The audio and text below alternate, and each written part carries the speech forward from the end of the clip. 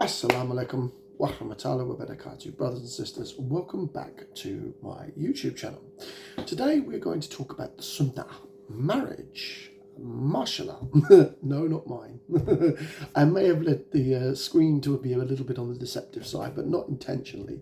It was more to spark interest in the subject that I consider very, very valuable, especially when it comes towards the sunnah.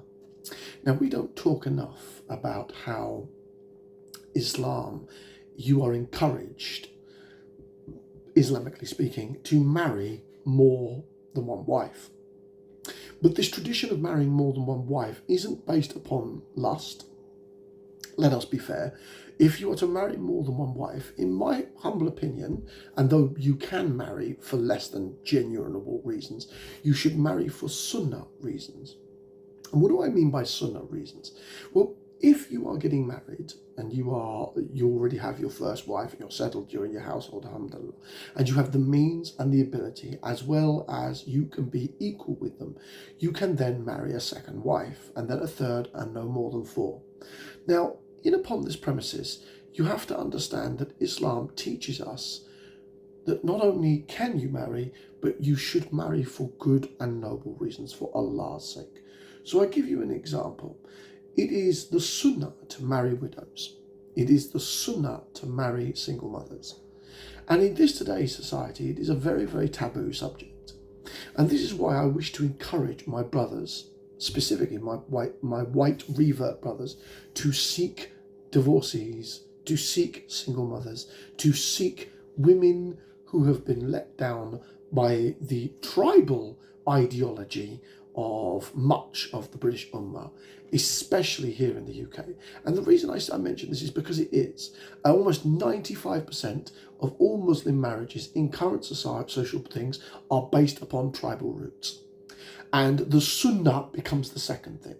The ummah, him being Muslim is secondary. It's almost like an afterthought. Now, I know there are going to be a great deal of the tribalists who are going to get really, really offended by this statement.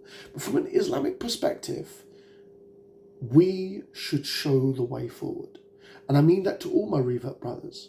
If you see a single mother or a divorcee sister inside of the body of Islam, think to yourself, if I am unmarried, why should I not approach her and seek marriage?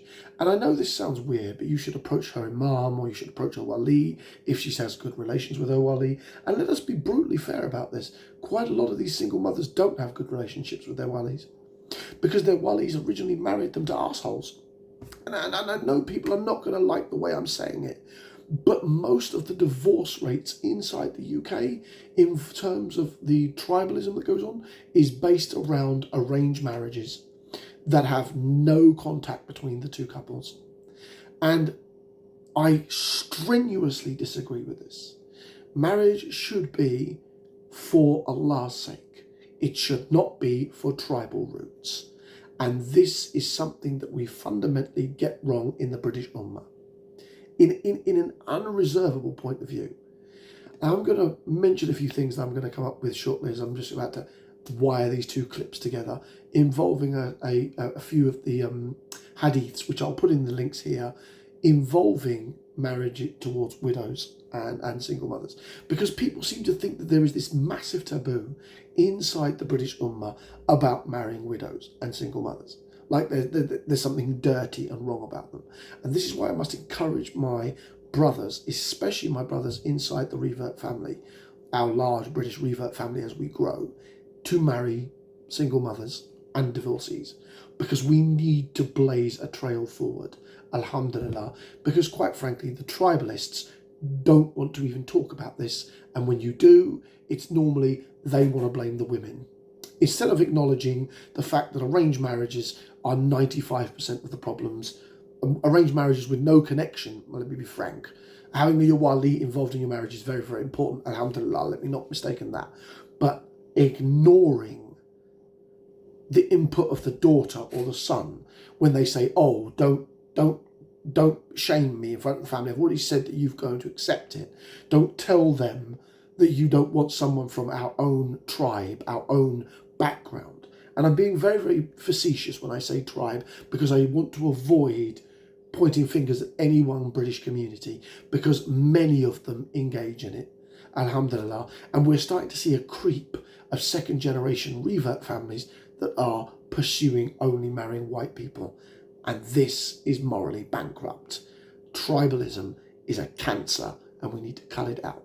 Anyway, let me stitch this commentation.